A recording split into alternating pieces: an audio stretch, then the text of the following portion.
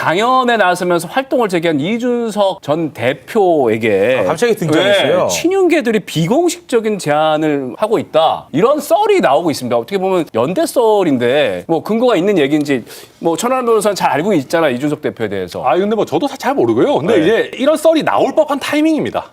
선거철이 이제 됐어요. 네네. 해만 바뀌면 바로 이제 2024 총선이 바로 눈앞이기 때문에 최근에도 보면 무슨 2030이니 뭐 수도권이니 이런 얘기 엄청 했잖아요. 그렇습니다. 그걸 신경 쓸 타이밍이 됐거든요. 그러면은 이준석 대표가 활용 가치가 있다라고 이제 판단을 하는 거죠. 네. 친윤계 쪽에서. 그렇죠. 근데 이제 문제는 이준석 대표의 명분이에요. 예. 여기서 그냥 나 노원 공천 정도 받는다 해가지고 막 신난다 해가지고 갑자기 친윤 손잡고 막 와 이러면 양두구육이다, 이거 당 이대로 가면 안 된다라고 비판했던 게 우스워지잖아요. 네. 저는 이준석이라는 정치인의 생명 거기서 끝난다고 생각해요. 그렇게 우스워지면. 그렇게 안 되려면 명분이 있게 당이 개혁되고 공천도 개혁되면서 자기가 합류해서 그 아이콘이 되는 형태로 가야 되는데 네. 저는 당이나 친윤이라고 하는 분들이 그 정도까지 생각 아직 안 하는 것 같아요. 그냥 약간 빵을 주려는 게 아니고 빵 부스러기 적당하게 주면서 포장지로 활용해 먹으려는 생각 정도를 아직 갖고 있는 게 아니냐. 근데 지금 그렇게 보고 전당대회 있습니다. 앞두고 이준석 전 대표가 네. 강연에 나섰잖아요.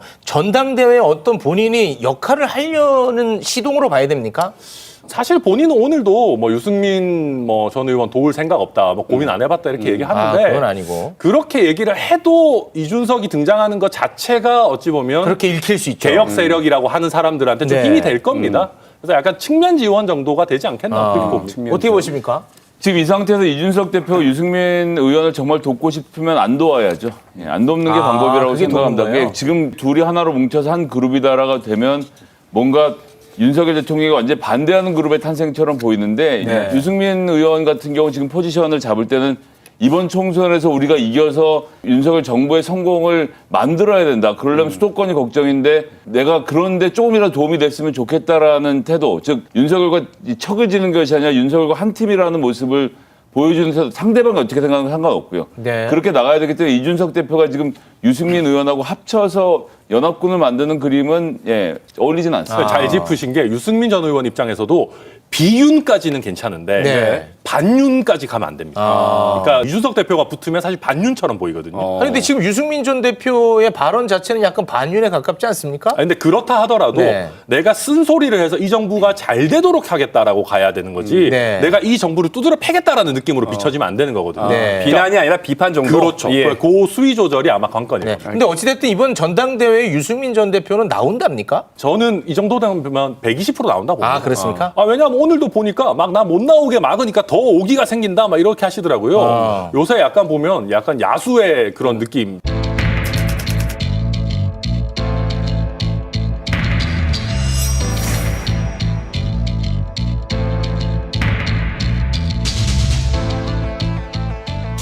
지금 야당 파괴하고 정적 제거하는데 힘쓸 때입니까, 여러분? 이재명이 그렇게 무섭습니까? 가장 불공정하고 가장 몰상식한 정권이 바로 윤석열 정권입니다, 여러분.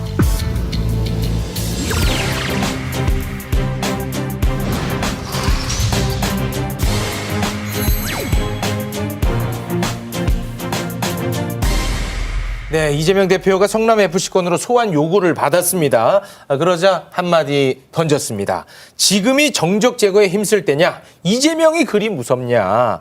가장 불공정하고 몰상식한 윤 정권이다. 이 발언의 감정가 지금 바로 매겨 주십시오.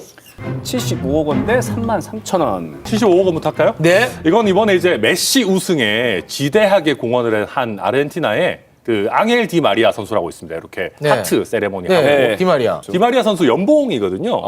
그러니까 저는 저 말씀 들으면서 정적 제고다라고 하는데 저는 이재명 대표가 윤석열 대통령의 정적이 아닌 것 같아요. 그러면요. 저는 윤 대통령이 메시라면 네. 우리 이재명 대표님은 디마리아다. 왜? 최고의 조력자 아니냐라고 왜요? 생각이 들어요. 그렇다고 제가 뭐 윤석열 대통령이 고트다 이런 거는 아니고 네. 뭐 최고의 대통령이다 이런 거는 뭐 빼고 저는 윤석열 대통령이 빛나고 최근에 지지율도 오르는 데는 이재명 대표의 공이 저는 가장 컸다라고 생각해요. 어떤 측면에서? 왜냐하면 이재명 대표 당대표 되고 나가지고 사법 리스크 빼고 생각나는 거 단 하나라도 있습니까? 저는 진짜 하나도 없거든요. 그러니까 이렇게 무기력한 야당 대표가 있나. 특히나 지금 집권 초기에 대통령 지지율이 이렇게까지 요동치는 와중에 단 하나의 아젠다도 끌어내지 못하는 야당 대표다. 저는 이거는 정말 대통령 입장에서 천군만마라고 생각하고요. 네. 최근에 국민의힘 일각에서 무수갯소리입니다마는 이렇게 막 소환 들어오고 막 하잖아요. 네. 저희끼리 농담 삼아 그래요. 왜 이렇게 빨리 하냐고. 진짜로요? 네. 이재명 대표 없어지면 우리 총선 못 치르는데 지금 검찰 좀 왜 지금 눈치 없이 왜 이렇게 빨리 하냐라는 얘기를 할 정도기 때문에 이재명 대표 본인 스스로는 나는 음바페야. 나는 해트트릭했지만 아쉽게 졌어라고 생각할지 모르지만 결코 아니고 오히려 메시를 도와주는 디마리아 같은 존재일 수도 있다. 저는 적어봤습니다. 네. 그 윤석열 대통령을 정치계 메시라고 비유한 부분 정진석 위원장이 아주 좋아할 것 같다는 진짜 생각입니다. 보수 패널. 찐 진짜 보수였습니다. 보수 패널이죠. 네. 사실 이제 33,000원은 제가 쓰고 있는 알뜰폰 한 달 요금입니다. 통화 무제한, 문자 무제한, 데이터도 무제한. 그렇게 쓸 수 있거든요. 검찰도 좀 핸드폰 좀 마련하시라. 그래서 이 출석 요구를 할 거면 전화를 해서 서로 일정을 조율하고 뭐 안 받으면 문자도 보내고 여러 가지를 해볼 수 있지 않습니까? 근데 어제 오후 5시쯤에 당 대표실에 기습적으로 한두 번 전화한다면 당직자한테 28일 소환 요구로 전화를 끊어버리는 건 뭐 하는 겁니까? 그랬습니까? 그렇게만 한 거에서 그치는 것이 아니라 그 사실을 12시간이 채 되지 않아서 언론사에서 쓱 흘려서 언론사에서도 이걸 보도를 했죠.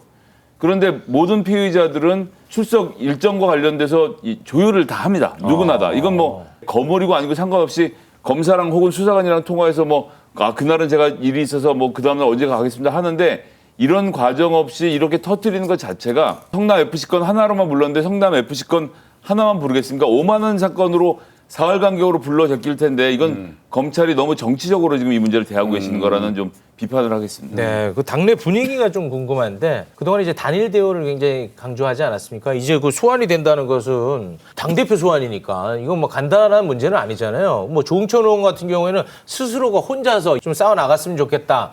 뭐 이런 이제 표현도 쓰던데 어떻습니까? 지금 당내 분위기는? 당이 단체로 해서 응대할 수 있는 게 별로 없습니다. 어차피 수사를 받는 과정 이재명 대표가 혼자 해야 하는 것이고 성남FC 같은 경우는 대단한 부정비리가 아니라 성남FC의 두산의 광고를 유치한 건으로 시민들이 즐거워했으니까 시민들이 즐거워해서 이재명 시장이 도움을 받았으니까 제3자 뇌물죄라는 걸 지금 만들어서 하는 거 아닙니까?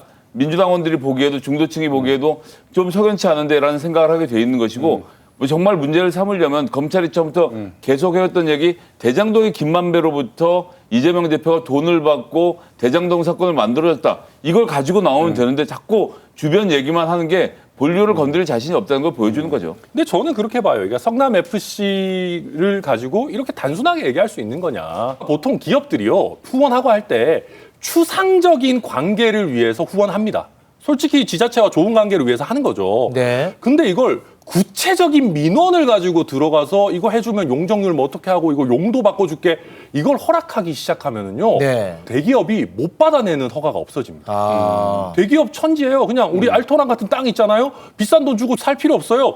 그냥 어디다가 지자체에 꼬셔가지고 이거 수용 좀 해줘라.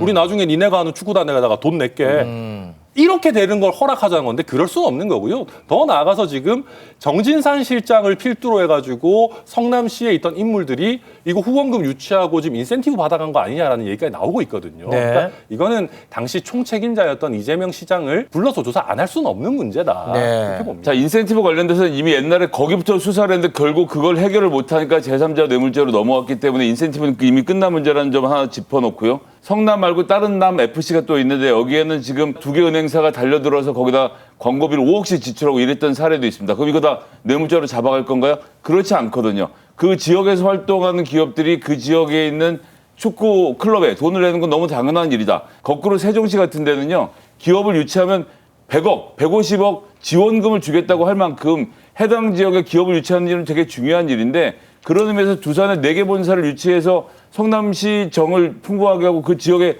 경제를 예. 살린 일은 칭찬받을 수 있는 일이죠. 알겠습니다. 만 그래도 그 그 정도로- 무료용지를 이렇게 해가지고 예, 막 예. 대놓고 대가 관계로 주고받고 이러면 안 되죠. 사실 성남 FC 관련해가지고 수도 없이 들어왔던 그런 논리입니다. 한쪽에서는 기업 유치다, 한쪽에서는 특혜다. 네, 뭐 계속되는 주장이니까 계속 이야기를 나눌 것 같으니까 이 정도에서 마무리 짓겠습니다. 두 분 함께해 주셔서 고맙습니다. 고맙습니다. 감사합니다. 네.